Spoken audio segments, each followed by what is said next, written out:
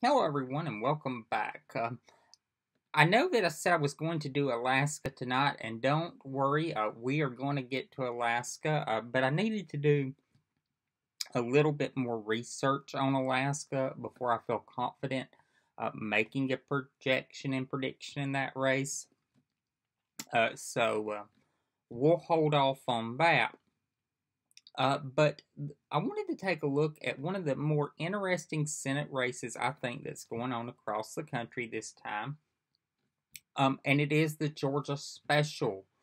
Georgia has two Senate elections this year, and this is the special that we're going to be focusing on today. We will focus on the regular scheduled Senate election that is occurring this year at a later date. And I will get into some more detail about my projection for Biden or Trump in that video for Georgia. But Georgia's special is a seat currently held by the Republican Party and Senator Kelly Loeffler. Loeffler was appointed to the Senate in December of 2019 and took her seat in January of 2020. And the winner of this race will serve the remainder of the term until 2022 when there's an election for the full term. In 2016, Senator Johnny Isakson, who is the senator that retired and resigned from the Senate, won re-election by 13.76% of the vote. And he announced in 2019, in the early part of the year, that he would be retiring at year's end. And this created a vacancy in the office. And the governor of Georgia took applications, created an online porthole for people to apply, and was really interested. Well, in the end, he did not appoint a member of Congress. He did not appoint a member of a state legislature, a former governor, anything like that. He appointed a Atlanta area businesswoman by the name of Kelly Loeffler. And Miss Loeffler had been a prominent Republican donor for years and was willing to spend a lot of money on this race to keep the Senate seat in Republican hands. So she got the appointment. Well, this angered some people in the Republican Party, including Donald Trump, who was very angry at Governor Kemp for appointing her to the Senate seat because Trump wanted Kemp to appoint Doug Collins, and we'll talk more about Doug in a minute, who is a member of the House of Representatives and one of Donald Trump's loudest defenders in the House, and Kemp did not do that. And the thinking at the time was that Loeffler would help Georgia Republicans with suburban female voters because that is who is really causing Georgia to trend in a bluer direction. Well, we're going to get to that in a moment too, so bear with me. I'm just giving the logic of why Loeffler was appointed. So that was the thinking when Loeffler was appointed. Well,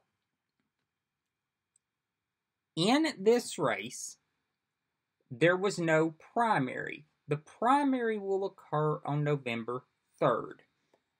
And one of the people that there's a lot of people running. There's 21 candidates that will appear on the ballot.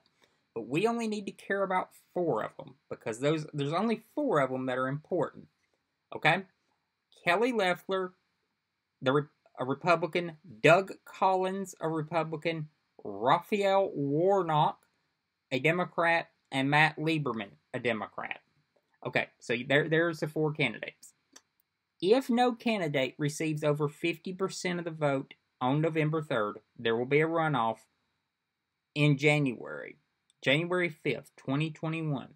And this race could be definitely one of the ones that has the fate of the Senate in its hands. Now, on the Democratic side, Raphael Warnock is the senior pastor at Ebenezer Baptist Church in Atlanta. Matt Lieberman is an activist and son of former vice presidential nominee and Senator Joseph Lieberman. Raphael Warnock is raising a lot of money and polling very well. A lot of Democrats would like it if Matt Lieberman dropped out of the race so Democrats can consolidate their support behind Warnock, because the Republican Party is splintered. On the Republican side, you've got Kelly Loeffler and Doug Collins, who are both trying to run to the right of one another. Now, Loeffler is no longer trying to appeal to suburban voters. She is trying to appeal to the rural, hardcore, Trump-supporting voters. And in the polls, it appears to somewhat be working. But her trick is going to be, once you get after November 3rd, and you get to a general election in January, how do you pivot that back that quickly? It's going to be really hard for her, and I really don't know if her campaign advisors have advised her of that yet. Because it seems to me that her campaign is just a advisor-driven campaign. The other night, she posted a debate, a vice presidential debate tweet that had generic tweet and then a line of support of Mike Pence, and didn't even take out the generic part. It was really embarrassing. She had an ad that said that she's to the right of Attila the Hun. Just some wild stuff. Now, on the Democratic side, as I said, a lot of Democrats would like to see Matt Lieberman drop out. I think it's a safe bet to assume at this point that Raphael Warnock has enough support among Democrats to at least get to the runoff. I really do.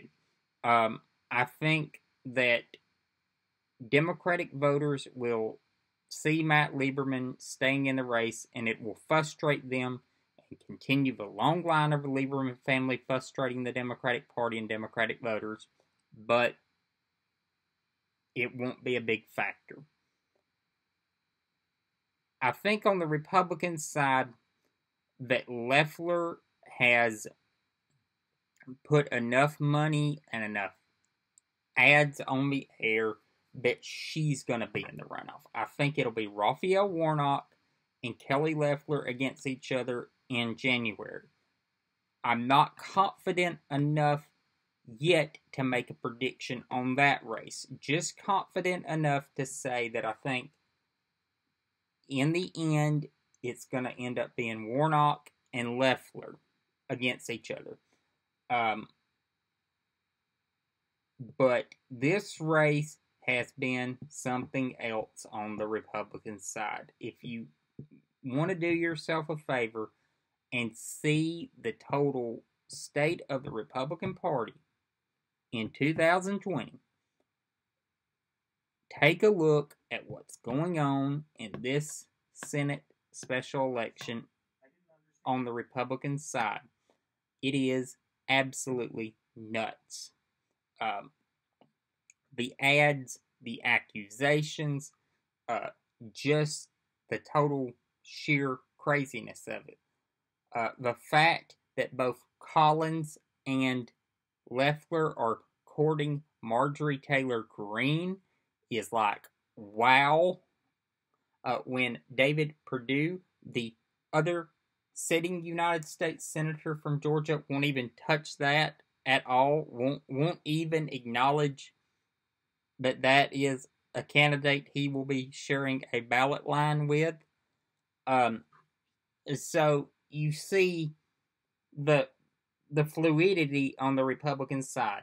But I think Loeffler really has cemented herself through her television ads, and through her just constant presence on cable news, she's been a fixture on Fox News. Doug Collins is a prominent appearer on Fox News too, but it seems Loeffler has gotten more airtime on Fox News. I should preface this by saying I don't actually watch Fox News. I just take in Fox News stories on the internet and catch it at a passing glow. But it seems to me that Loeffler is really trying to ingratiate herself with the Fox News crowd, and that probably will be enough. Because that's where the voters are on the Republican side. To be perfectly honest, that's where the voters are. That's where your voters are. The trick for her is going to be pivoting towards that general election. So, my prediction for the Georgia special is that Raphael Warnock and Kelly Loeffler both advance to the general election in January of 2021. And then, sometime in December, I'll make a projection on that race. I'm not totally confident yet in making a prediction on that race. A lot of things can happen between now and January, and a lot of scenarios could have changed by then. So, I will reserve judgment on the outcome of the general election in the Georgia special till then. But as of right now, it's going to be Warnock and Loeffler advancing to January. I'll see y'all later.